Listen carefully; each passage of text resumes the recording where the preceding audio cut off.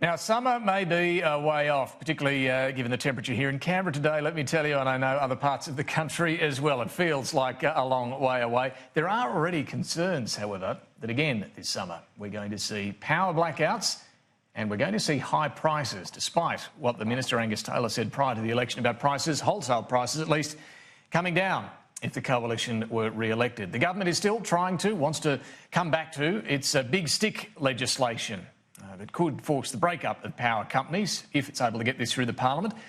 But the problem right now seems to be breakdowns in existing gas and coal-fired power generators, particularly in Victoria. There's the Origin Mortlake gas generator, which has apparently experienced a fire. There's the AGL Loy Yang A coal-fired power station in the Latrobe Valley there that's had a unit go out. Both of them saying they're not going to be back online possibly until mid-December. Well, it's also causing a great deal of angst for industry that relies on this reliable power. It's meant to be reliable power. Andrew Richards is the head of the Energy Users Association, which represents BlueScope Steel, Glencore, other big energy users. Thanks for your time this afternoon. Let's just talk firstly about the problems with these particular power generators. How serious are they, and are they having an impact right now? Well, David, thank you. The energy market's already pretty tight, so when you start taking out or losing the sort of capacity we're talking about here, it makes it quite an extreme situation. So we're hopeful that they get these power assets back online by summer, but we are potentially facing a significant shortfall, and that may cause the energy market operator to intervene in the market and start asking people to turn the power off, so what's called load shedding. So now, customers can get paid for that, but it's probably the last thing that we want to be doing, particularly when we're talking about industry who basically need to use energy to produce things. So who would be, when we talk about the prospect of load shedding, who'd be doing that? Are we talking aluminium smelters having to wind down production?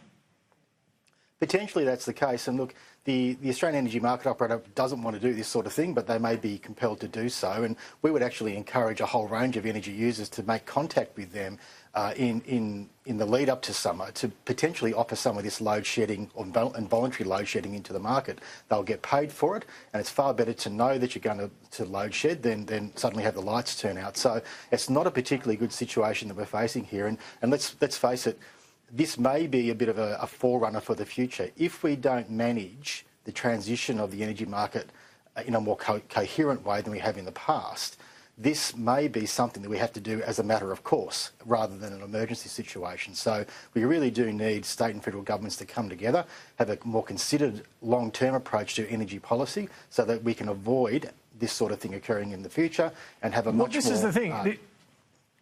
Yeah, this is the thing, Andrew. It seems to happen every summer. You know, we've got, as we keep hearing, loads of gas, loads of coal, but when a unit goes down at one of the coal-fired power stations, when there's a fire at one of the gas generators, all of a sudden we're back into the situation of load shedding, prices going through the roof, blackouts. Why isn't there more generation in the system to accommodate when a unit goes down at one of the coal-fired power stations? Yeah, look, you're right. 10 years ago, there was enough sort of fat in the system, if you like, to ensure that even if you lost a couple of units like we're seeing here, that there'd still be plenty of capacity.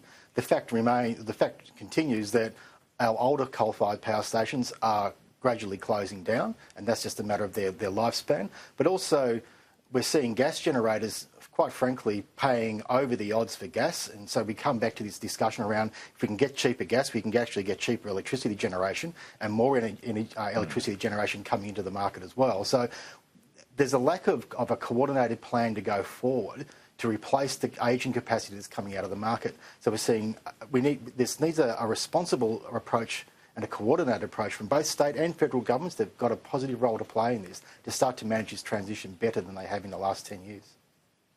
And what, from your perspective and your members' perspectives, some of the big energy users, does that sort of national approach look like? Yeah, look, we have said in the past that some long-term planning around and policy associated with climate change would be very helpful. Unfortunately, the federal government seems to have blocked off all the exits on that. They've been presented with the National Energy Guarantee and other mechanisms that could have got us there. So what's remaining then is maybe they need to spend their way out of this, and it's not the ideal approach. But if they are going to do that, if they're looking at say, underwriting new assets, then do that in a thoughtful way and underwrite the kind of assets that actually make a difference to the market. So perhaps not a coal-fired power station in Queensland, but something helping to underwrite, say, battery technology. To be fair, looking at Snowy 2.0 is not a bad idea if they manage that properly. So there's a range of things that they could do, including helping to support the development of the transmission system and the two-way grid that we're starting to see, and making that a much smoother transition as well, because we are going to have to spend billions of dollars over the coming years on new energy infrastructure to replace what's closing down. So we need to make sure we do that in a consistent way, and governments can play a positive role through strategic investment and long-term policy to make that transition much smoother. The government is, of course, underwriting or looking at underwriting a whole list of projects they announced before the election. Also looking, as you indicate there, at this Collinsville coal-fired power station possibly being built in Queensland. Are you saying clearly that's a bad idea or in the wrong place or the wrong technology? Do you really think batteries can provide what's needed in Victoria? Yeah, look, all of the above.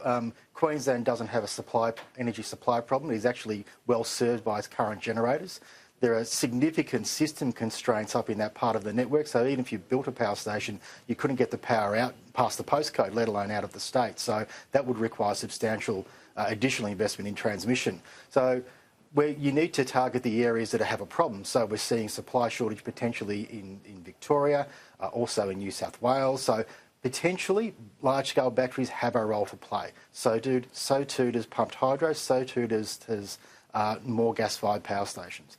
The announcement earlier this week by Energy Australia that they're looking to extend the life of one of their assets, that's a good move because they're taking an existing asset, reinvesting in it to make it more efficient, and we think that's the right thing to do. The asset underwriting that the government's talking about seems like a good idea, but they need to be careful how they do that. If they follow a process that's laid out by the ACCC, which supports private investment to do that, then that's fantastic. If they just lumber in and start throwing cash around, that tends to spook investors in other assets, and they won't invest. Final question, given this coming summer is, I'm just trying to count in my head, what are we, 5 months away or so, is there anything that can be done to prevent the load shedding, the blackouts and the higher prices that appear to be coming?